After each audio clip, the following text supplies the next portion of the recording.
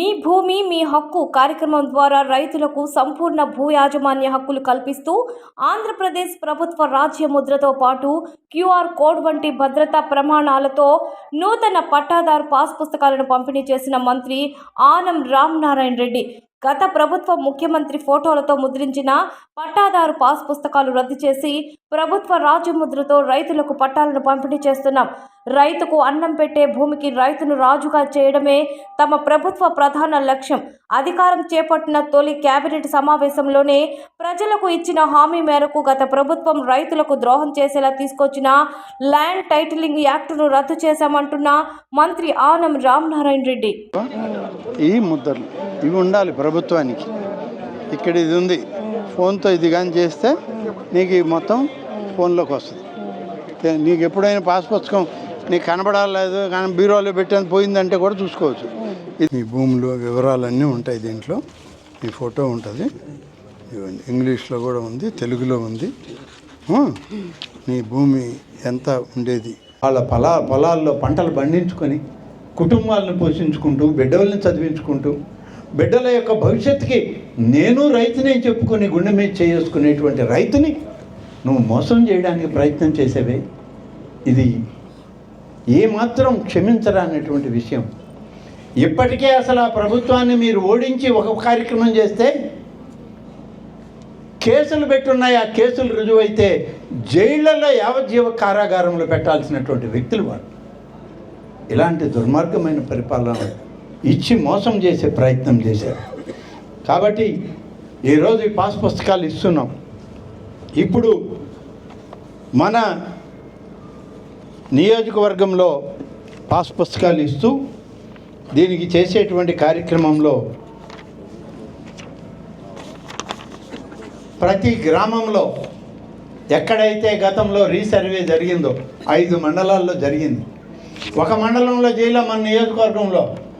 ఎందుకు చేయలేదు అని అంటే ఆ భూములు కబ్జా చేయడం పూర్తి కాలేదంట. అప్పటికి దాదాపు 10 నుంచి 15,000 ఎకరాలు మర్రిపాడు మండలంలో ప్రభుత్వ భూమి ఉంటే ఎవరికి వాళ్ళు ఆక్రమణలు దురాక్రమణలు కబ్జాలు చేసుకుంటూ పోతూ రీసర్వే చేస్తే ఇప్పుడే పుస్తకాల్లోకి ఎక్కించలేము, ఎట్టా వచ్చేది మన ప్రభుత్వమే, మనం దాన్ని అప్పుడు ఎక్కించుకుందాం అనుకున్నారంట. ఆ మండలంలో పుస్తకాలు ఇవ్వలేదని నాకు నిన్ననే ఆర్డీఓ గారు వచ్చి చెప్పారు. కానీ భూములు అయితే లేవు, వెళ్ళిపోయినాయి. ఇప్పుడు అవన్నీ వదలగొట్టే పని చేస్తూ ఉన్నాం. ఆ వదలగొట్టే కార్యక్రమాన్ని మొదలుపెట్టాం మర్రిపాడు మండలంలో. ఊరికినే పుస్తకంలో చూస్తేనే ఆమెకు 10,000 ఎకరాలు కనపడ్డాయి. ఇంకా గ్రౌండ్ మీదకి పోయి చూస్తే ఇంకొక 5,000 ఎకరాలు దొరుకుతాయమ్మా, నువ్వు గట్టిగా చూడు అని చెప్పాను. ఇంత దారుణంగా ప్రభుత్వాన్ని, ప్రజలని, ప్రభుత్వ విధానాలని మోసం చేసేటువంటి ప్రయత్నం.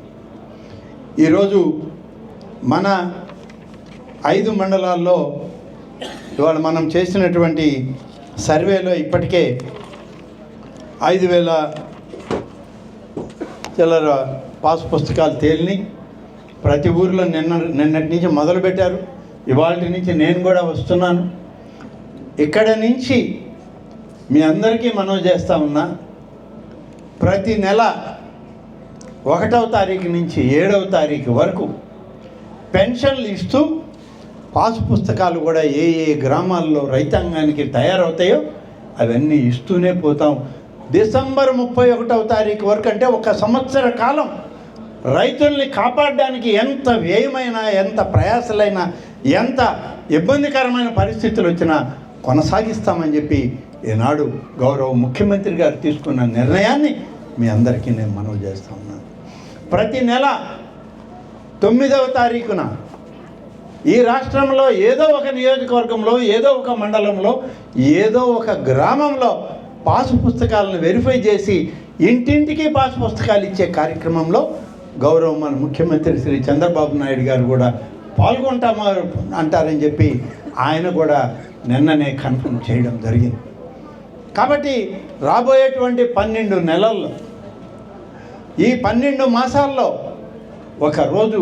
నెలకు ఒక రోజు 9వ తారీఖున ఈ యొక్క పాస్ పుస్తకాలు రైతులకు అందించడంలో, రైతుల యొక్క ప్రయోజనాలను కాపాడడంలో ఈ ప్రభుత్వం యొక్క చిత్తశుద్ధిని గమనించండి.